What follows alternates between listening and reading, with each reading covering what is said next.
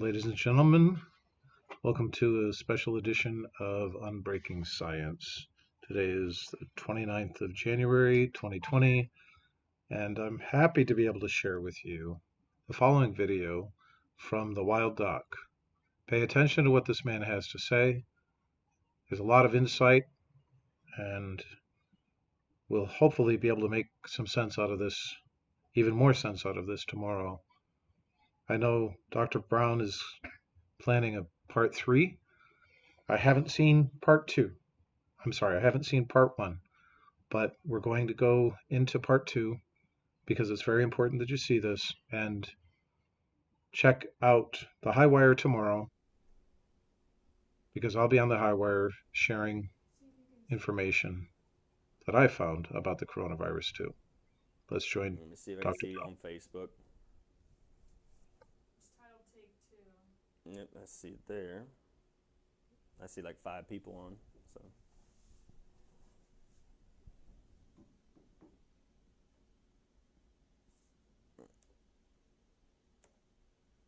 Give us a second, folks. I see us here on Facebook again. No clue why or what happened. We were literally, she's sitting back, legs crossed, no big deal, and we got kicked off. Something went haywire.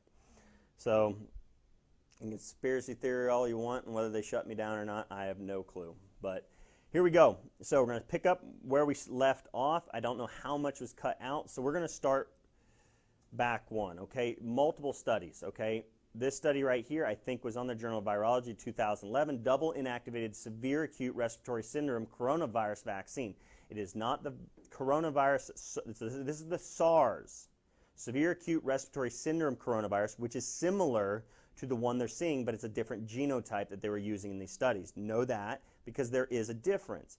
But if we watch what happens because of vaccination in these animal studies, all right, I would not want to be a part of the studies in humans with the evidence we have of what the coronavirus vaccines did and do in animals. It induces increased eosinophilic pro-inflammatory pulmonary response upon challenge. Goes on. Prior, another study showing, this is in the Journal of Immunology 2008, prior immunization, if you got the vaccine prior to being exposed to the coronavirus, it caused severe pneumonia in mice infected with the SARS virus. Get vaccinated prior to natural exposure, you wind up with more tissue lung pathology, increased pneumonia risk. And yet another study, PLOS ONE. All right, I don't know the date on this one. I wish sometimes I would get that. But again, you're going to get the links to all these studies, TWD, in the comments. And this video can't TWD yet. She will eventually have it up and working in the future. But so TWD multiple times if you don't get the link. But again, it'll be the exact same title on the Wild Doc. You'll have part 1 and part 2 on the wilddoc.com where you can read every single one of these studies. Immunization with the SARS coronavirus vaccine leads to pulmonary immunopathology on challenge with the SARS virus. So they vaccinated against the virus that they then infected them with naturally, and they had pulmonary immunopathology. The vaccine leads to pulmonary immunopathology. All right? All vaccines induce serum neutralizing antibodies with increased dosages, and alum or aluminum significantly increased responses. So there you have it. I need to go back here real quick and show you this so I can relate to you. This article, U.S. health officials, all right, January 28th, 2020, all right? U.S. health officials want to fast-track coronavirus vaccine, hope to start clinical trials in 3 months on humans. They want to do this. It will take 3 months to get the initial trial, 3 months to get safety and immunogenicity testing. The immunogenicity testing is this. It is vaccines induce neutralizing antibodies in increased dosages, and aluminum-containing vaccines even better. Not better for the pure person, better for their measurements. All right? Increased immunogenicity. All right? So this study shows immunogenicity in this animal vaccine, in this coronavirus vaccine. But histopathology seen in animals given one of the coronavirus vaccines was uniformly type 2 immunopathology with prominent eosinophil infiltration, confirmed with special eosinophil strains, the pathology or the pathological changes seen in all control groups lack the eosinophil prominence.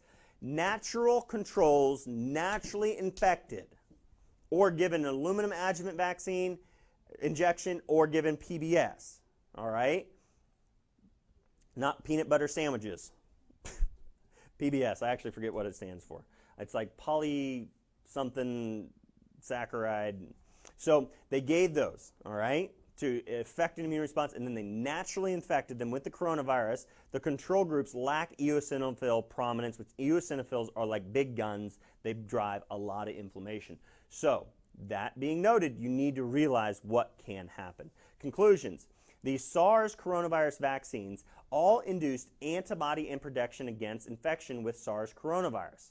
However, so they induced protection against the infection, but that doesn't mean it protects you against death and damage. You need to realize there's a major difference.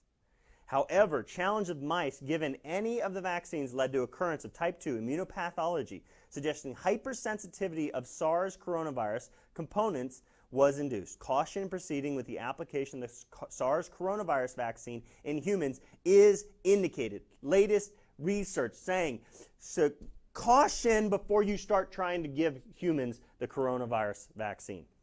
An earlier concern of the application of the SARS coronavirus vaccine, this was even prior to experience, and this is where some of the studies that I quoted from already, all right? I'm reading you studies. I'm your mailman, okay? I'm giving you information that you should have, that everyone should have before volunteering to be part of any vaccine trial or accepting any vaccine. Enhanced disease. It induced a coronavirus infection which induced enhanced disease and immunopathology in animals when challenged with an infection virus. The vaccine increased immunopathology, a concern reinforced by the report that animals given an aluminum adjuvant SARS vaccine and subsequently challenged with SARS coronavirus, vaccinated and challenged with the virus that was in the vaccine, exhibited an immunopathologic lung reaction reminiscent of described for respiratory syncytial virus. All right, RSV viruses, there was an RSV virus vaccine given to babies. I didn't know this till I read this study. This was new to me. And guess what? Babies were sacrificed. Babies died because this exact effect. So the RSV vaccine in infants and in animal models, given the RSV vaccine, challenged naturally, infants or artificially in animals with RSV, had increased mortality. So the animal studies they had before going to human trials showed that the RSV vaccine would cause damage to the lungs of these little babies. The animal studies showed us that it was not safe, in animals even, but they gave it to infants and infants died as a result. But it wasn't from the vaccine itself that they died. It was a secondary negative effect upon increasing or distorting the natural immune response when exposed to the natural virus. Get me on that. That'd be like shooting somebody with a gun, but it wasn't, the bullet that hit them wasn't what killed them. It didn't kill them. It was safe to shoot people with a gun, but as soon as they touched lead and were exposed to lead in the future, then they died. So they'd sit there and say, look at all these viruses killing everybody. Look at all these diseases killing everybody. Lead is horrible, which it actually is, but they wouldn't say the gun killed them. They'd say the lead exposure killed them, so we got to stop the exposure to lead, so we need to vaccinate more. It was surprising to me in the 1960s when they did these studies and they studied in humans, they stopped it. I guess they had a greater moral conscience back then. They didn't continue on with humans, infants, being vaccinated with the RSV vaccine. Praise the good Lord.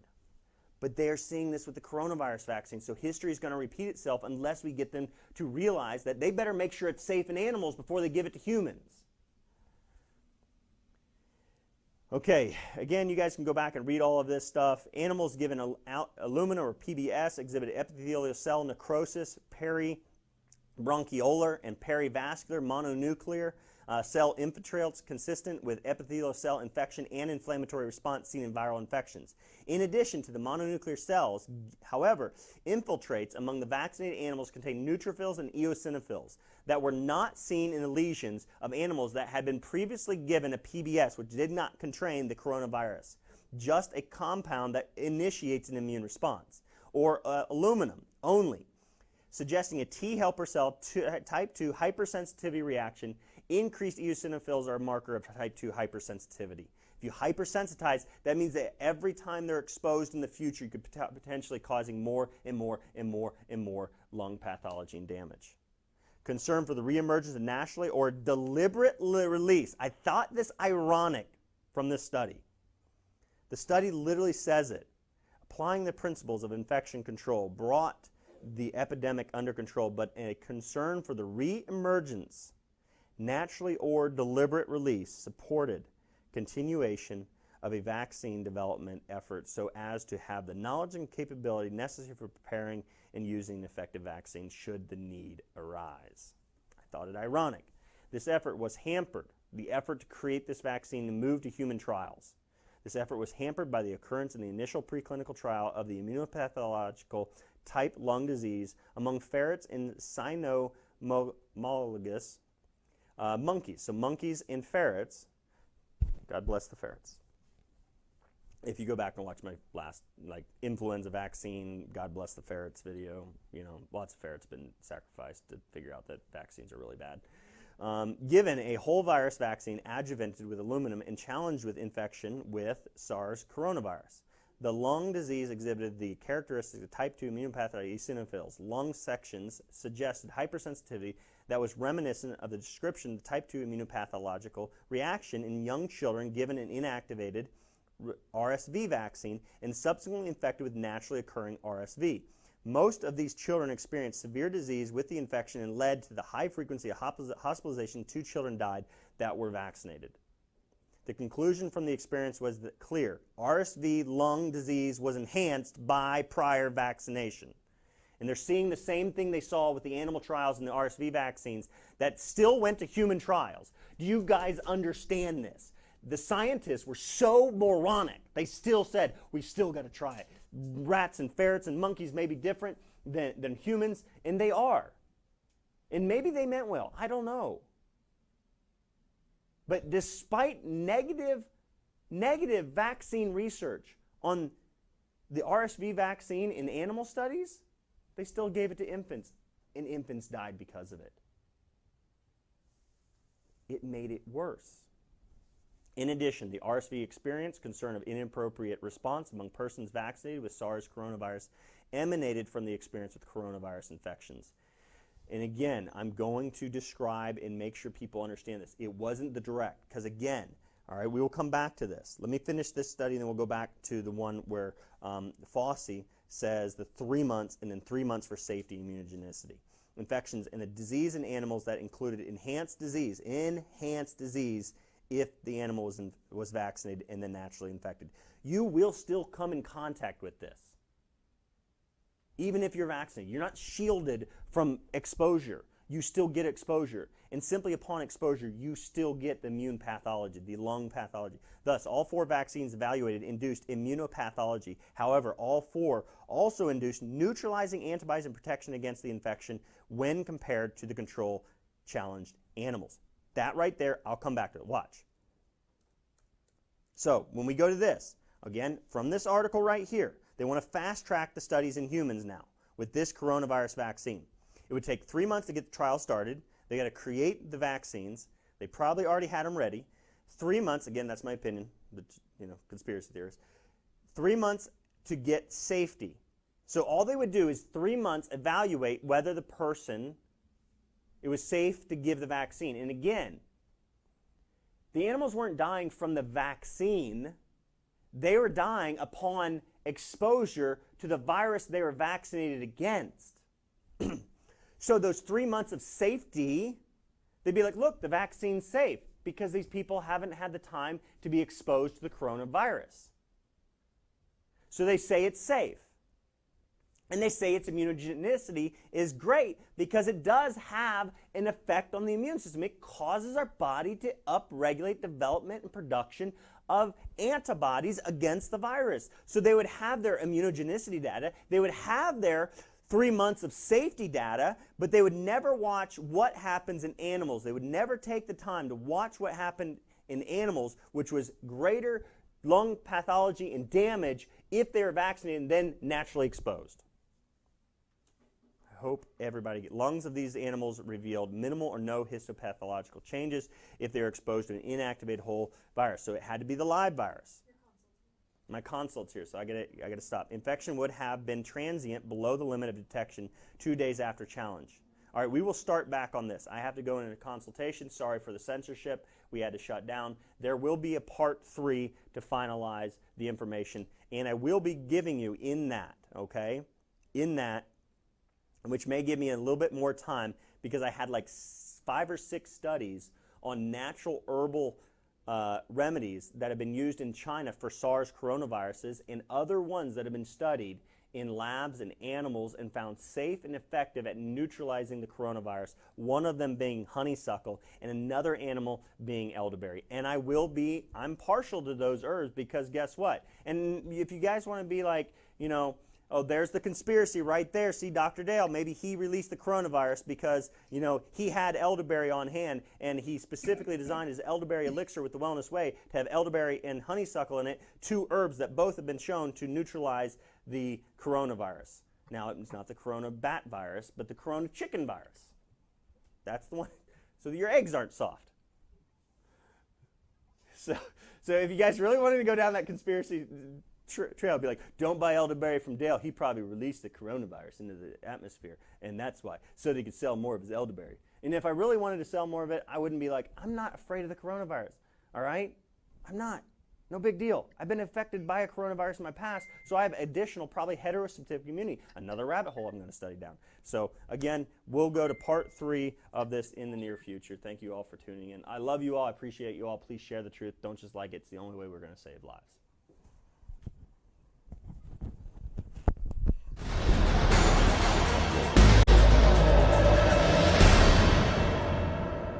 There you have it. You heard it from the wild doc himself, Dr. Dale Brown. Tomorrow, be sure to tune in to the High Wire for a very special episode where I'm going to reveal my findings from the genetic analysis of coronaviruses, including the novel coronavirus that is apparently causing acute respiratory distress syndrome and killing people in China.